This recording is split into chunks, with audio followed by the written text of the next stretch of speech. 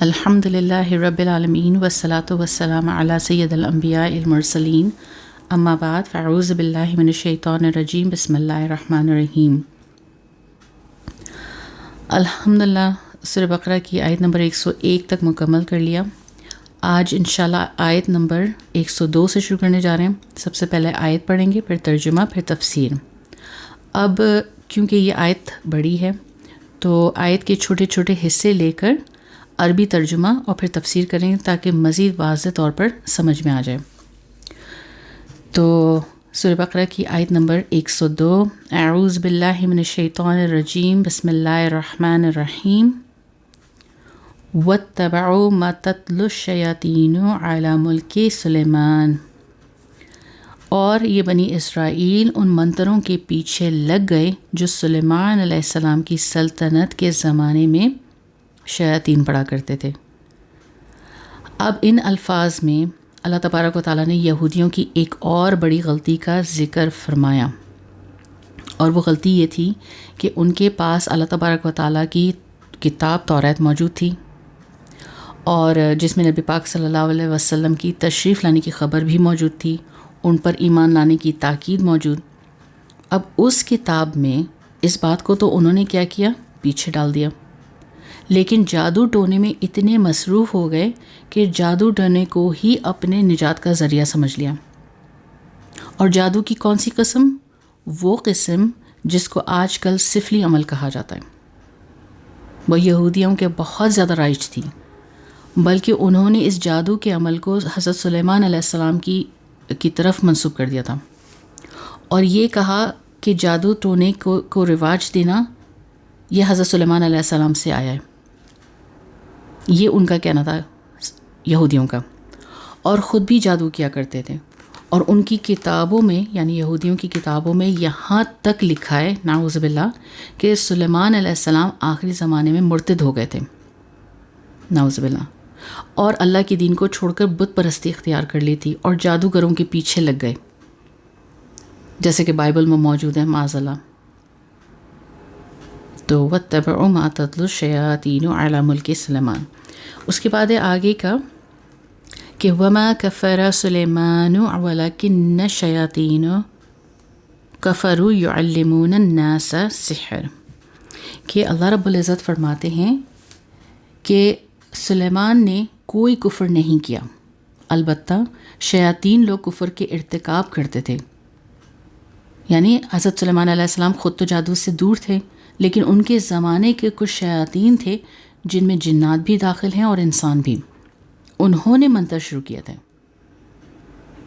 بنی اسرائیل نے حضرت سلیمان علیہ السلام کے بارے میں جو یہ جھوٹا الزام لگایا تھا کہ وہ مرتد ہو گئے تھے، یا انہوں نے کفر اختیار کر لیا تھا، یا وہ جادو کرتے تھے، تو اللہ تبارک و تعالیٰ نے بہت واضح الفاظ میں اس کی تردید فرمائی۔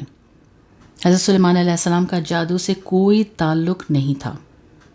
یہودیوں نے یہ غضب کیا کہ خود حضرت سلیمان علیہ السلام کو جادوگر قرار دیا، اور ان کے بارے میں یہ مشہور کر دیا کہ انہوں نے آخری عمر میں بتوں کو پوجنا شروع کر دیا تھا معاذ اللہ، اور ان کے بارے میں جھوٹی کہانیاں اپنی مقدس کتابوں میں شامل کر دی تھیں، جو آج تک بائبل میں بھی موجود ہیں، کہ حضرت سلیمان علیہ السلام مرتد ہونے کا جو بیان ہے وہ بائبل میں موجود ہے۔ تو اس کے آگے ہے آیت کا وما انزل علی الملکین ببابل ہاروت و ماروت،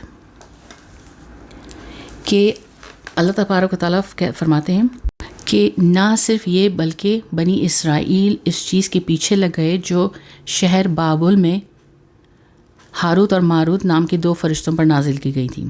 یعنی اللہ تعالیٰ نے اس آیت میں جادو ہی کے سلسلے میں یہودیوں کی ایک اور غلطی کی نشاندہی فرمائی، یعنی یہودیوں کی ایک اور غلطی۔ ہم قرآن کو اب صحیح سے سن کر سمجھ رہے ہیں، اور یہ سمجھ میں آ رہا ہے کہ جب سے یہودی اس دنیا میں آئے ہیں ایک کے بعد ایک غلطی کرتے چلے جا رہے ہیں، اور آج تک غلطی کرتے چلے آ رہے ہیں، جیسے کہ فلسطین کے ساتھ آج کل ہو رہا ہے۔ یعنی جب سے وجود میں آئے ہیں تھک نہیں رہے، حالانکہ غلطی کرتے ہیں پھر نقصان بھی اٹھاتے ہیں۔ موجودہ دور میں ہمیں یہ تو دکھائی دے رہا ہے کہ نقصان ان کا نہیں ہمارا ہو رہا ہے، کیونکہ معصوم جانے جا رہی ہیں، لیکن یہ نقصان وقتی ہے۔ کیوں؟ کیونکہ وہ شہید ہیں اور شہادت کا درجہ بہت بلند ہوتا ہے۔ ان کی قبریں جنت کے باغوں میں سے ہیں، وہ ہر لمحے جنت کی ہوا، جنت کی خوشبو، جنت کی نعمتوں کے مزے لوٹ رہے ہیں۔ اور یہودی، ان کا نقصان ہمیشہ سے رہا اور ہمیشہ رہے گا۔ ایک انسان زندگی میں کیا چاہتا ہے؟ ہر انسان کی خواہش ہوتی ہے کہ اس کی زندگی میں سکون ہو، اور وہ سکون کب میں حاصل ہوتا ہے؟ جب اس کا دل مطمئن ہو۔ کیا آپ لوگوں کو لگتا ہے کہ یہودیوں کے پاس مطمئن دل ہے؟ دنیا میں آدھے سے زیادہ ہم دیکھتے ہیں پروڈکٹس انہی کے، سب سے زیادہ پیسہ ان کے پاس، وسائل ان کے پاس، یعنی ریسورسز، کس چیز کے؟ پیسہ اور مٹیریل کا، اور اسی کو وہ اپنی طاقت، اپنی جیت سمجھتے ہیں، اور یہی ان کا ایمان ہے۔ جبکہ ہم سب سے زیادہ طاقتور ہیں، ہم ان سے زیادہ طاقتور ہیں، ہمارے پاس سب سے زیادہ وسائل ہیں، ہماری سب سے زیادہ بڑی طاقت، ہماری سب سے بڑی جیت ہمارا ایمان ہے۔ اور ہمارا ایمان کیا ہے؟ حسبی اللہ، کہ میرے لیے اللہ ہی کافی ہے۔ قرآن میں اللہ فرماتے ہیں قل ان اللہ یضل من یشاء ویہدی الیہ من اناب، کہ اے نبی آپ کہہ دیجئے کہ اللہ جس کو چاہتا ہے گمراہ کر دیتا ہے، اور اپنے راستے پر انہی کو لاتا ہے جس کو اس کی طرف رجوع کرے۔ اور یہ کون لوگ ہوتے ہیں جن کو اللہ اپنے راستے پر لاتا ہے؟ الذین آمنوا، یہ وہ لوگ ہیں جو ایمان لائے، اور یہ وہ لوگ ہیں جن کے دل اللہ کے ذکر سے اطمینان حاصل کرتے ہیں۔ اللہ بذکر اللہ تطمئن القلوب، اللہ نے فرمایا کہ یاد رکھو کہ صرف اللہ کا ذکر ہی وہ چیز ہے جس سے دلوں کو اطمینان نصیب ہوتا ہے۔ تو ہمارا کام ہے کہ ہم اپنے ایمان کو مضبوط رکھیں، اللہ کے ذکر سے غافل نہ رہیں، کیونکہ وہی ہماری طاقت ہے۔ تو تھوڑا سا یہ معاملہ تھوڑا سا میں ٹریک سے ہٹ گئی، تو بات ہو رہی تھی کہ اس آیت میں جادو ہی کے سلسلے میں بنی اسرائیل کا ایک اور غلطی کی نشاندہی فرمائی، ایک خاص واقعے کا ذکر فرمایا۔ یہ بابل شہر کا واقعہ ہے، ہاروت اور ماروت کا واقعہ ہے۔ اور وہ واقعہ کیا ہے؟ وہ واقعہ یہ ہے کہ عراق میں ایک شہر ہے جو بابل کے نام سے مشہور ہے، اور اس شہر میں جادوگروں کی بڑی کثرت تھی۔ یہودی بھی اسی ناجائز کام میں پوری طرح شامل ہو گئے تھے، اور نہ صرف یہ عملی طور پر شامل تھے بلکہ انبیاء کرام کے معجزات کو اور جادو دونوں چیزوں کو ایک جیسا سمجھنے لگے تھے۔ جیسے پہلے بھی یہ بات رکھی جا چکی ہے کہ انبیاء کرام کے ہاتھوں جب کوئی بھی غیر معمولی کام ظاہر ہوتے تھے تو اس کو معجزہ کہتے ہیں۔ ولی کے ہاتھ سے اگر کوئی چیز غیر معمولی طور پر اگر اللہ تعالیٰ کے حکم سے ہو جائے تو اس کو معجزہ نہیں کہتے بلکہ کرامت کہتے ہیں۔ تو جادوگروں نے غیر معمولی کام لوگوں کے سامنے رکھنا شروع کر دیا، اور جادو کے عمل دکھا دکھا کر لوگوں کو اپنی طرف کرنا شروع کر دیا۔ اب اس میں دو گمراہیاں پیدا ہو گئی تھیں، اور دو گمراہیاں پھیلتی جا رہی تھیں۔ ایک گمراہی تو یہ کہ معجزہ اور جادو دونوں میں کوئی فرق نہیں رکھا جا رہا تھا۔ جس طرح معجزہ جن مقدس ہاتھوں پر ظاہر ہوتا ہے وہ نبی کہلاتے ہیں، اور ان کی پیروی کی جاتی ہے، ظاہر سی بات ہے انبیاؤں کی پیروی کی جاتی ہے۔ اسی طرح جادوگروں نے جادوگری دکھا کر، جادو کے کرش میں دکھا کر لوگوں کو اپنے مقدس ہونے کا یقین دلانا شروع کر دیا تھا، اور لوگ ان کے پیچھے بھی پڑ گئے تھے، ان کی تعظیم کرنے لگے تھے۔ تو ایک خرابی ہے۔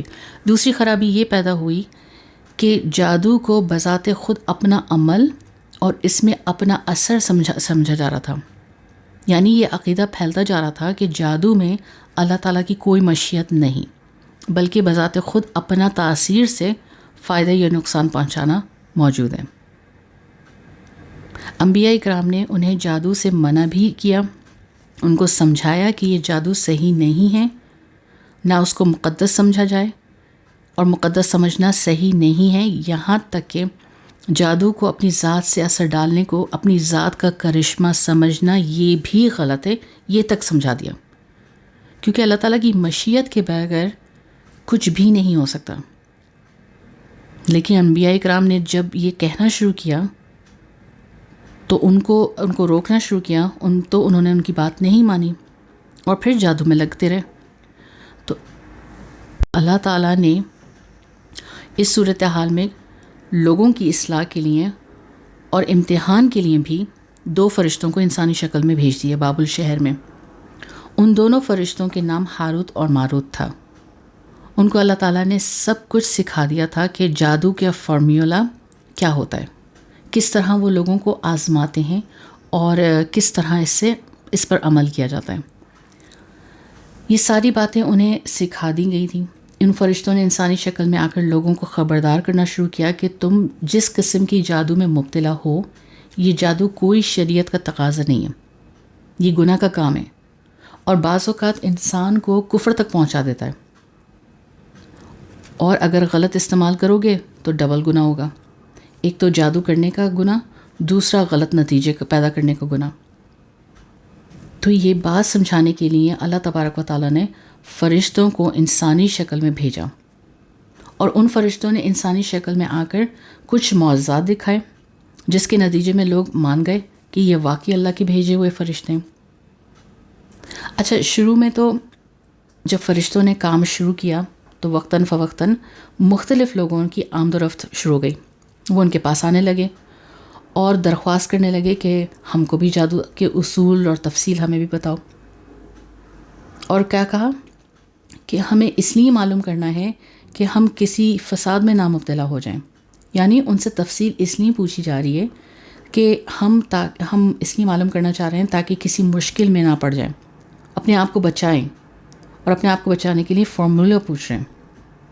تو وہ فرشتے لوگوں کو پھر جادو کی تفصیلات بتاتے رہے اور ساتھ میں احتیاط کا بھی کہتے رہے کہ دیکھو، ہمارے جادو کے طریقے کو تم سیکھ تو رہے ہو، لیکن اللہ تعالیٰ کو اپنے بندوں کی آزمائش مقصود ہے، اچھی نیت پر قائم رہنا۔ ایسا نہ ہو کہ ہم سے تو یہ کہہ کر سیکھ لو کہ اپنے آپ کو بچانے کے لیے پوچھ رہے ہیں، لیکن اسی خرابی میں پڑ جاؤ تم اور اپنا ایمان برباد کر ڈالو۔ تو بہرحال اللہ تعالیٰ نے 2 فرشتوں کو بھیجا اس قوم کی طرف جو جادو کو اپنا دین بنا چکے تھے، اور صحیح دین کی تفصیل بیان کرنے کے لیے اللہ تعالیٰ نے ان کو بھیجا تھا تاکہ لوگوں کو تفصیلات بتا سکیں۔ تفصیلات بتانے کے ساتھ ساتھ یہ بھی بتائیں کہ ہم جو تمہارے پاس بھیجے گئے ہیں یہ بھی آزمائش کے لیے بھیجے گئے کہ تم ہماری بات مانتے ہو کہ نہیں، لہٰذا جادو میں مبتلا نہ ہو جس سے اللہ نے منع کیا۔ اچھا، اب سوال یہ پیدا ہوتا ہے کہ ہر قوم کے پاس کوئی نہ کوئی انبیاء بھیجے گئے۔ جب وہ غلط راستے پر چلتے ہیں اس کی قوم، تو اس قوم کے پاس فرشتوں کو نہیں بھیجا جاتا ہے بلکہ نبی کو بھیجا جاتا ہے۔ سوال یہاں پر یہ ہے کہ اس قوم کے پاس فرشتوں کو بھیجا، نبی کو نہیں بھیجا، کیوں؟ تو دراصل انبیاء کو یہ کام اس لیے نہیں دیا کیونکہ یہ کام انبیاء کرام صلی اللہ علیہ وسلم کے شایان شان نہیں ہے کہ وہ جادو کے فارمولے لوگوں کو بتائیں اور زبان سے انہیں سمجھائیں کہ یہ فارمولا اس طرح ہوتے ہیں۔ تو فرشتوں سے بہت سے تکوینی کام لیے جاتے ہیں، اور ایسے کام بھی لیے جاتے ہیں جو بظاہر شریعت کے خلاف ہوتے ہیں، جیسے کہ مثال کے طور پر کسی آدمی کو موت دے دینا، کسی بستی کو الٹ دینا وغیرہ وغیرہ۔ یہ تکوینی کام فرشتوں سے لیے جا سکتے ہیں۔ لہٰذا اللہ تبارک و تعالیٰ نے انبیاء کرام کے بجائے فرشتوں کو منتخب فرمایا، اور پھر اسی طرح لوگوں کو جا کر فرشتوں نے جادو کے فارمولے ان کو بتائے، لیکن صرف آزمائش کے لیے۔ اچھا، اس بات کو یاد رکھیے گا کہ ہاروت اور ماروت کو جادو کے فارمولے معلوم تو تھے، لیکن وہ لوگوں کو سکھاتے نہیں تھے۔ تو اس بات سے یہاں پر کوئی غلط فہمی نہ پیدا ہو جائے، بلکہ یہ بات یاد رکھیے گا کہ انہوں نے لوگوں کو سکھاتے نہیں تھے، بلکہ وہ انہیں صرف عمل سکھاتے تھے جو شرعاً جائز ہیں۔ مثال کے طور پر دعائیں، یا وہ ذکر اذکار، وہ جھاڑ پھونک کے ایسے طریقے جو شرعاً جائز ہیں وہ سکھاتے تھے، اور ساتھ ساتھ یہ کہتے تھے کہ اس کا غلط استعمال نہ کرنا، یعنی ناجائز مقصد کے لیے استعمال نہیں کرنا. مثال کے طور پر میاں بیوی کے درمیان پھوٹ ڈال دینا، ناجائز محبت حاصل کرنا وغیرہ وغیرہ. بہرحال فرشتے بھیجے گئے، لیکن بنی اسرائیل کے یہودیوں میں سے بڑی تعداد نے فرشتوں کی باتوں پر عمل نہیں کیا اور جادو میں لگے رہے اور غلط مقصد کے سلسلے میں لگے رہے. پھر یہاں تک تو یہ بات ہو گئی. پھر اس آیت میں ہم آگے کی طرف بھی جاتے ہیں. پھر آگے کی آیت ہے کہ وَمَا هُمْ بِضَارِّينَ بِهِ مِنْ أَحَدٍ إِلَّا بِإِذْنِ اللَّهِ، کہ وہ اس کے ذریعے کسی کو اللہ کی مشیت کے بغیر کوئی نقصان نہیں پہنچا سکتے. یعنی اس میں اللہ تعالیٰ کی اس عظیم حقیقت کو بھی واضح الفاظ میں بیان کیا کہ اللہ تعالیٰ نے جادو پر عمل کرنے سے منع کر رکھا ہے، لیکن پھر بھی یاد رہے کہ جادو ایک حقیقت ہے اور اس کے کچھ اثرات ظاہر بھی ہوتے ہیں، لیکن اس سے جو ظاہر ہوتے ہیں اثرات وہ اس لیے نہیں کہ جادو میں بذات خود تاثیر ہوتا ہے یا طاقت ہوتی ہے، نہیں. کیوں؟ کیونکہ کائنات میں کوئی بھی عمل اللہ کی مشیت کے بغیر نہیں ہو سکتا. اب ایک سوال، اور وہ سوال یہ کہ اللہ کی مشیت اور اللہ کی رضا میں کیا فرق ہے؟ ہم سنتے آتے ہیں نا اللہ کی مشیت ہے اس میں، یہ اس میں اللہ کی رضا ہے، اس میں اللہ کی مشیت ہے، اس میں اللہ کی رضا ہے. تو یہ دونوں میں مشیت میں اور اللہ کے رضا میں کیا فرق ہے؟ تو یہ فرق جانا کیونکہ ہم سب کے لیے بہت ضروری ہے، کیونکہ دونوں میں فرق ہے. اللہ تعالیٰ کی رضا تو صرف اچھے کاموں سے اس کا تعلق ہے، رضا کا، جیسے کہ اللہ تعالیٰ کی عبادت کرنا، دوسرے لوگوں کی مدد کرنا، دوسرے لوگوں کو فائدہ پہنچانا جس سے اللہ تعالیٰ راضی ہوتے ہیں. اسی طرح خوش اخلاقی سے ملنا لوگوں سے، جتنی بھی جائز یا مستحب کام ہیں یا واجب یا فرائض کام ہیں ان کو کرنے سے اللہ تبارک و تعالیٰ راضی ہوتے ہیں. تو یہ اس کا تعلق ہے راضی سے. جبکہ مشیت کے معنی ہے کہ اللہ تبارک و تعالیٰ کا ارادہ، اللہ تعالیٰ کی مشیت ہر اچھے اور ہر برے کام سے متعلق ہوتی ہے. اللہ کی رضا صرف اور صرف اچھے کاموں سے ہوتی ہے، جبکہ مشیت اچھے اور برے کام دونوں سے ہوتے ہیں. دیکھیں یہ ساری کائنات اللہ کی مشیت سے چل رہی ہے. اس میں اگر مسلمان پیدا ہو رہا ہے تو وہ اللہ کی مشیت سے پیدا ہو رہا ہے، اس میں کافر پیدا ہو رہا ہے تو وہ بھی اللہ کی مشیت سے پیدا ہو رہا ہے، اس میں شیطان موجود ہے تو بھی اللہ کی مشیت سے، کسی کو نفع پہنچ رہا ہے کسی کو نقصان پہنچ رہا ہے تو وہ بھی اللہ کی مشیت سے. جو لوگ جرم کرتے ہیں جیسے کسی کو قتل کر دینا، کسی کو کا مال لوٹ لینا، اس پر اللہ راضی نہیں ہوتا، اس میں اللہ کی رضا نہیں ہے. اللہ کی رضا اس میں موجود بالکل نہیں ہے، لیکن اللہ تعالیٰ کی مشیت ہے. یعنی یہ بات یاد رہے کہ کوئی بھی شخص چاہے کتنا ہی بڑا طاقتور انسان کیوں نہ ہو، لیکن وہ کسی کو قتل نہیں کر سکتا جب تک اللہ تعالیٰ کی مشیت اس میں شامل نہ ہو. کسی کو نقصان نہیں پہنچا سکتا جب تک کہ اللہ کی مشیت شامل نہ ہو، کیونکہ اس کائنات میں سوائے اللہ تبارک و تعالیٰ کی طاقت کسی میں بھی نہیں. البتہ اللہ تعالیٰ نے آزمائش کے لیے فرمایا ہوا ہے کہ اگرچہ یہ کام گناہ ہے، حرام ہے، ناجائز ہے، لیکن اگر تم اپنے ارادے سے یہ گناہ کرو گے یا کرنا چاہو گے تو ہم اپنی مشیت سے اس کو تکمیل تک پہنچا دیں گے، اس کو وجود میں لے کر آئیں گے. یہ اللہ تعالیٰ کی مشیت ہے. اس لیے کسی کو بھی کائنات میں کوئی نفع یا نقصان اللہ کی مشیت کے بغیر نہیں پہنچ سکتا. تو یہ فرق ہے جو کہ آپ لوگوں کے سامنے رکھا گیا، جو کہ بہت ضروری تھا سمجھنا کہ اللہ کی رضا میں اور اللہ کی مشیت میں کیا فرق ہے. تو اس آیت میں یہی بتانا مقصد ہے کہ جادو کفر اور شرک تک پہنچا دیتا ہے، اور کفر اور شرک کے نتیجے میں انہوں نے آخرت میں عذاب ہونا تھا اور عذاب تو آگے رہے گا ان کے اوپر، تو انہوں نے اپنی جانیں بیچ دیں اور اس کے بدلے میں کیا کیا؟ جادو خرید لیا. لہٰذا جس چیز کے بدلے میں انہوں نے اپنی جانیں بیچ ڈالیں وہ بہت بری چیز ہے. لو کانوا یعلمون، کاش کہ انہیں اس بات کا حقیقی علم ہوتا. تو یہ تھا ہمارا آیت نمبر 102. آیت نمبر 103 وَلَوْ أَنَّهُمْ آمَنُوا وَاتَّقُوا، اور اگر وہ ایمان اور تقوی کو اختیار کریں گے، اگر یہ لوگ جادو کے کاروبار چلانے کے بجائے ایمان لاتے اور تقوی کی راہ اختیار کرتے، شرک اور بدعت سے اجتناب کرتے،